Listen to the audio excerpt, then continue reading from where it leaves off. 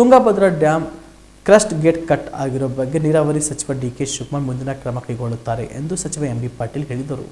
ತುಂಗಭದ್ರಾ ಡ್ಯಾಮ್ನ crest gate link cut ಆಗಿರೋ ವಿಚಾರಕ್ಕೆ ಸಂಬಂಧಿಸಿದಂತೆ ವಿಜಯಪುರದಲ್ಲಿ ಸಚಿವ ಎಂ.ಬಿ. ಪಾಟೀಲ್ ಪ್ರತಿಕ್ರಿಯೆ ನೀಡಿ ಯಾವ ಕಾರಣಕ್ಕೆ ಆಗಿದೆ ಅಂತ ನೀರಾವರಿ ಸಚಿವ ಡಿ.ಕೆ. ಶಿವಕುಮಾರ್ ತಿಳಿದುಕೊಳ್ಳುತ್ತಾರೆ. ಯಾವ ಕಾರಣ ಹಾಗೂ ಟೆಕ್ನಿಕಲ್ ಅರ್ಥ ಮಾಡಿಕೊಳ್ಳಬೇಕಾಗುತ್ತದೆ. ನೀರಾವರಿ ಸಚಿವ ಡಿ.ಕೆ. ಶಿವಕುಮಾರ್ ಮುಂದಿನ ಕ್ರಮ ಕೈಗೊಳ್ಳುತ್ತಾರೆ ಎಂದರು. ನವಲಿ ಬಳಿ ತುಂಗಭದ್ರಾ ಡ್ಯಾಮ್ ಸಮಾನಾಂತರ ಜಲಾಶಯ ನಿರ್ಮಿಸಿದರೆ ನೀರು ಪೋಲು ಆಗ್ತಿರಲಿಲ್ಲ ಎನ್ನುವ ವಿಚಾರಕ್ಕೆ ಸಂಬಂಧಿಸಿದಂತೆ ಪ್ರತಿಕ್ರಿಯಿಸಿ, ನವಲಿ ಸಮಾನಾಂತರ ಜಲಾಶಯ ನಿರ್ಮಾಣ ಅಂತಾರಾಜ್ಯ ವಿವಾದಕ್ಕೊಳಪಟ್ಟಿದೆ. ಕೋರ್ಟ್ನಲ್ಲಿ ಎರಡೂ ರಾಜ್ಯದವರ ಚರ್ಚೆ ಮಾಡಬೇಕಾಗುತ್ತದೆ. ತುಂಗಭದ್ರಾ ಗೋಡ್ನಲ್ಲಿ ಎರಡೂ ರಾಜ್ಯಗಳ ಚರ್ಚೆಯೂ ಆಗಬೇಕಾಗುತ್ತದೆ. ರಾಜ್ಯ ಸರ್ಕಾರ ಕ್ರಮ ಕೈಗೊಳ್ಳುತ್ತೆ. ನಾನು ನೀರಾವರಿ ಸಚಿವರೊಂದಿಗೆ ಮಾತನಾಡುತ್ತೇನೆ ಎಂದು ತಿಳಿಸಿದರು.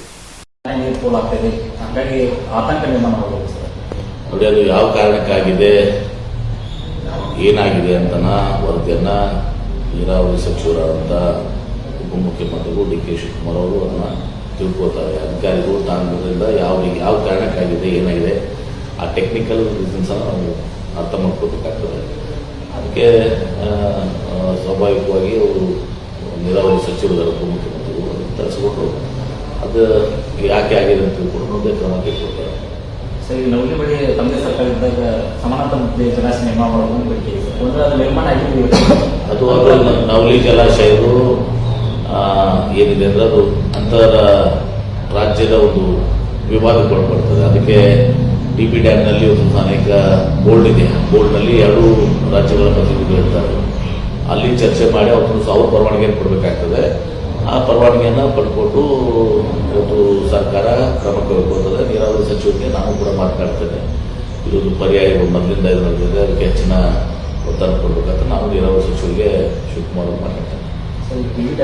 ಸರಿಯಾದ ನಿರ್ವಹಣೆ ಮಾಡಿಲ್ಲ ಅನ್ನುವಂಥ ಕಾರಣಕ್ಕೆ ಈ ಥರ ನೋಡೋಣ. ಈಗ ನೋಡಿ, ಫ್ಯಾಕ್ಟ್ ಫೈಂಡಿಂಗ್ ಮಾಡಬೇಕಲ್ಲ. ಸುಮ್ಮನೆ ಆರೋಪ ಮಾಡೋದು ಸರಿ ಇರ್ತದೆ. ಸತ್ಯ ಏನಂದ್ರು ತಿಳ್ಕೊಳ್ಳೋಂಥ ಯಾಕೆ ಇದು ಆಗಿದೆ ಅಂತಂದು ಅರ್ಥ ಮಾಡ್ಕೋಬೇಕಲ್ಲ.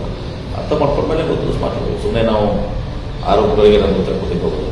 ಈ ಘಟನೆಯಿಂದ ಬೇರೆ ಜಲಾಶಯದಲ್ಲೂ ಕೂಡ ಈ ರೀತಿ ಮುನ್ನೆಚ್ಚರಿಕೆ ಕ್ರಮಗಳು ಸಾಮೂಹಿಕವಾಗಿ ಇವತ್ತು ಸಹ ಇಲ್ಲಿ ಆ ಥರ ಏನಾಗಿದ್ದಾಗ ಯಾವುದೇ ಒಂದು ಇಂಥ ಇನ್ಸಿಡೆಂಟ್ ಆದಾಗ ಉಳಿದ ಕೂಡ ನಾವು ಮುನ್ನೆಚ್ಚರಿಕೆ ವಹಿಸಿಕೊಳ್ಳುವಂಥದ್ದು ಸರ್ಕಾರಗಳ ಇಲಾಖೆ ಜವಾಬ್ದಾರಿ.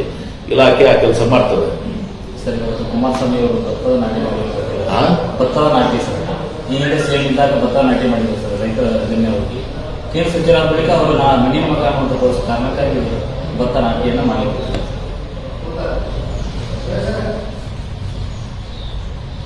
ಭತ್ತ ನಾಟಿ ಮಾಡ್ತಾರೆ. ನಾಟಿ ಮಾಡಿ ಒಳ್ಳೆ ಫಸಲು ಬರಲಿ.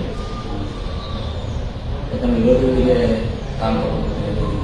ವಿರೋಧಿಗಳಿಗೆ ಕಾಂಪೌಂಡ್ ನಿಟ್ಟಿನಲ್ಲಿ ಆಯ್ತು, ಮಾಡಲಿ, ಒಳ್ಳೇದು. ನಾಟಿ ಮಾಡಿ ಬರ್ತದ ಅವ್ರಿಗೆ, ಮಾಡಲಿ, ಒಳ್ಳೇದು, ಒಳ್ಳೆಯ ಫಸಲು ಬರಲಿ. ನಾಟಿ ಮಾಡಿ.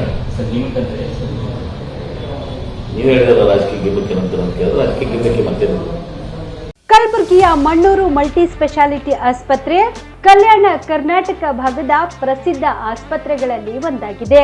ಡಾಕ್ಟರ್ ಫಾರೂಕ್ ಮಣ್ಣೂರು ಸಾರಥ್ಯದಲ್ಲಿ ಅತ್ಯಂತ ಅನುಭವಿ ವೈದ್ಯರಿಂದ ಉತ್ತಮ ಚಿಕಿತ್ಸೆ ನೀಡಲಾಗುತ್ತಿದೆ.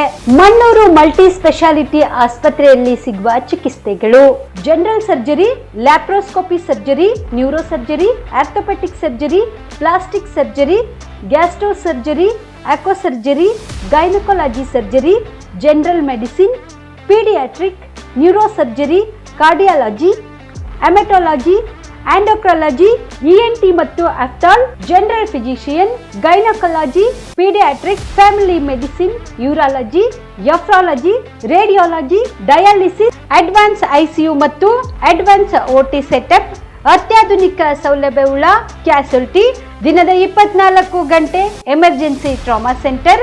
ಹೆಚ್ಚಿನ ಮಾಹಿತಿಗಾಗಿ ಸಂಪರ್ಕಿಸಿ ಬಾರಾ ಹಿಲ್ಸ್ ಸರ್ಕಲ್, ರಿಂಗ್ ರಸ್ತೆ, ಕಲಬುರಗಿ. Phone number 9538786108.